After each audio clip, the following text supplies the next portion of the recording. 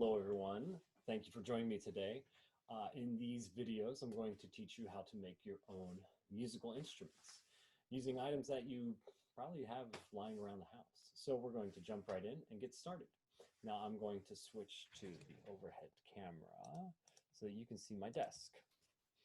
Okay, so here I have a few items and we're going to need a few different things before we get started. Feel free to pause the video and collect some of these items that you see out on the table. Now, the first thing we're going to need in order to make an instrument is that we have to find something that vibrates. And I have a lot of rubber bands around my house, so I picked out those because I know that when I stretch them between my fingers and pluck them, I get a vibration. Now, obviously, that's really hard to hear, right? And it doesn't really sound like much. It just sounds just like a pluck. So the second important thing that we need in order to make a musical instrument is something called a resonator. And what the resonator does is that it amplifies that vibration. So here again, I have this vibration from the rubber band just when I pluck it. And you can try plucking your rubber band too between your fingers, and you can tell it's really not that loud. I have a few resonators here that we're going to experiment with. The first one is this plastic container. I think it had some ramen noodle soup in it at one point in time, but I've washed it out. Also, if you're making these musical instruments, make sure you ask your parents or your family for permission before just grabbing materials and start cutting into them or doing whatever you want with them. So I'm going to take my rubber band and I'm going to take this one, make sure it's nice and stretchy. I'm going to stretch it from the bottom of the cup and over the top. Now already I can start to hear it's making some sounds. I just like to make sure it's centered over there and nice and straight. So here we have our cup with the rubber band over it. And now I'm just going to pluck it and see if we hear a big difference. So already I can tell a big difference between this and this. And that's great. So the cup is acting as the amplifier. The vibration of this rubber band goes down into the cup, and then it bounces around in there, hits the back of that, hits the walls, and comes back out, and it actually amplifies and it gets louder. So that's what that's called. So, right? Now what's really cool is that you can change the pitch, and the pitch is how high or how low. So by tightening this, so I just pull it from the center and I pull it over to the edge, and we can see it changes its sound. And the same goes the opposite way. If I take it from one side of the cup and loosen it, it gets lower.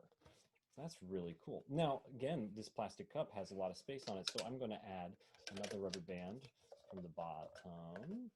And maybe, you know what, even one more. We'll go with one more on the other side. And you know, based on what you have at home, what materials you use, you can add more or less rubber bands to your cup. I'll show you a couple more here in a second. But here we go. I have 3 of these rubber bands on here now. Yeah, that's neat. And again, I can change the pitch just by loosening or tightening them.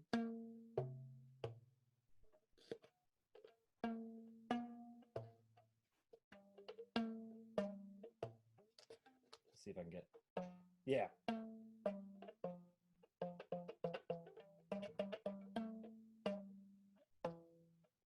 Oh. Okay, so a little bit of hot cross buns right there on your ramen noodle container instrument, okay?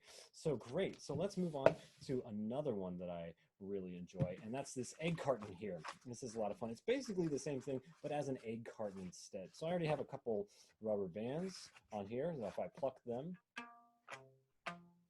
yeah, even the egg container, you can hear it pretty well. Yeah, it's not bad. I'm going to just put a couple more rubber bands on here, give it a little bit more character and some more pitches. And again, the same thing goes. If you take it from the center or any point really and stretch it and tighten it, it's going to change the pitch.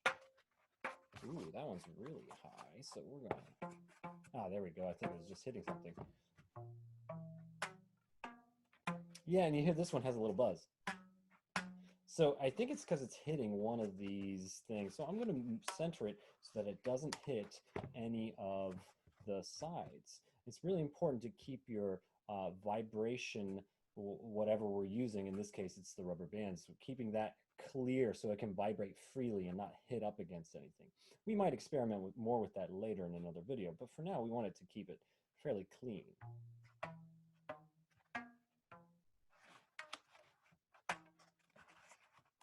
All right. So that's still a little bit hard to hear.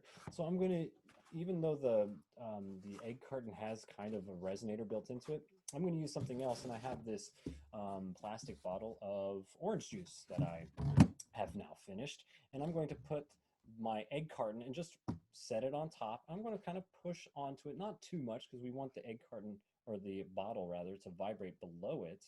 And so it kind of looks like this, right? You can tape it to it. So you can just use like a piece of masking tape and kind of give it a little roll in your finger so that it's sticky on both sides. Stick it on the bottom of your egg carton and stick it on top of that so you can, carry that around with you wherever you go. And now we have this nice resonator. So let's hear what this sounds like.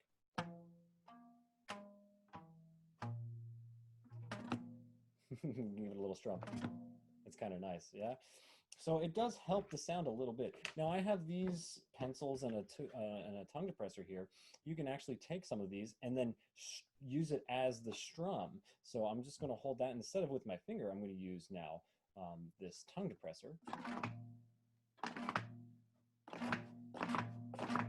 And it adds a nice new sound to that. So that's fun. So I want you to experiment around with those different items that you see, and use different things around your house to try and get different sounds. Now, the last thing I'm going to show you how to make is a type of guitar. Now, for a guitar, we need a body and we need some strings. We're going to leave the neck out of this guitar just because I don't have anything right now lying around. But I do have a box of Cheez-Its and macaroni and cheese. So we're going to try out the macaroni and cheese and see if we can't make something. Now, the sides are open, so I'm going to take a couple pieces of my tape, close the sides up, and tape them down because we want this box to be our resonator, all right? And it can't be open on either of the sides. So I'm just taping down both sides so that it is nice and sealed up. Okay, so one side and two sides. There we go. Okay. Now I'm going to take my pair of scissors, and again, it's always good to ask for some help if you're using some sharp objects like these scissors.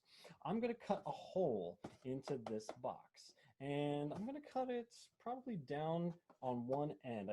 You can also cut it in the center or maybe at one of the other ends, but I'm going to cut this down at the end, so I'm sticking one of the blades carefully through the box, giving it a little twist, and then I'm just going to use the scissors to cut a little circle. Now you can experiment with whatever shape that you want, but for me, for right now, I'm going to cut the circle. And there we go. We have the body of our macaroni and cheese box guitar. So I'm going to do the same thing. I'm going to take some rubber bands and wrap it around. Now this one's a little bit loose, but it still makes a pitch, which is nice. So I might wrap some of these around twice. And the way I do that is I take the one end of the rubber band, stretch it, I twist it. Maybe I'll twist the box too to help me out. And I'll go around a second time. So this one rubber band is actually giving me two strings. And I can tighten and loosen the different pitches or the different strings to make it a different pitch. I have another rubber band here. I'm going to give that a shot. Okay, so now we have 3 strings on our guitar. And let's just try plucking them. Oh, that's kind of fun. I'm going to tighten this one. Yeah, that's pretty neat. Now, I just noticed that you can put the strings, the rubber bands on this way, Or if you want, you could even go the long way and have a completely different sound. I like to use the longer rubber bands for the longer edge. And this one's really thick, so it's going to add a nice bass tone. Oh, or maybe not, might add a different tone altogether. So I have my 3-string macaroni and cheese box guitar. Let's give it a strum and see how it sounds. That's pretty interesting. Now I can pluck them. But you hear I'm getting a lot of the box and not a lot of the strings. So I'm going to add something, and it's called a bridge. I'm just going to take this pencil that I have, and you can use a pen or anything really, and just place it underneath, right above the hole. Now I'm going to pluck it and see what it sounds like. So the bridge really helped. It helped raise the strings off of the box to give it a little bit cleaner sound. And that's really what we're going for, a nice clean sound. So here we go. I'm going to move this over to the side because it's blocking the microphone right now. So here's our macaroni and cheese box guitar. And I'm going to maybe tighten this center string. And lower it a little bit. All right. Raise this one up. That's a nice, weird, eerie sound. So that's just the first part of what you can do with some rubber bands and how to make a few different musical instruments. All right, so I hope you guys stay creative.